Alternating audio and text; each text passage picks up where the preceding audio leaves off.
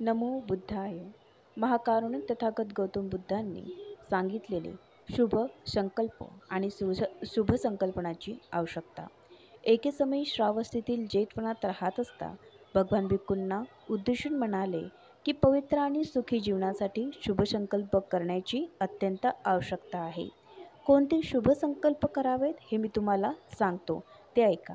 अशा शुभ संकल्प करा की आयुष्यभर मी माझ्या मातेपित्यांचे पालन करीन, मी माझ्या कुळाच्या कुलपतींचा आदर करीन, माझी वाणी सदैव मृदू राहील, मी कोणासंबंधी वाईट बोलणार नाही, स्वार्थाचा कलंक पक्षाळून मी माझे अंतःकरण स्वच्छ करीन, औदार्याने शुद्ध हस्ताने दान करण्यात आनंद मानीत राहील, आपल्याला जे लाभले त्याचा भाग दुसऱ्याला देण्यात समाधान मानीन, वर मागण्यास योग्य असा मी पुरुष होईन, आयुष्यभर शांत राहीन, क्रोध उत्पन्न झाला तर त्याचा तात्काळ मी निरोध करीन.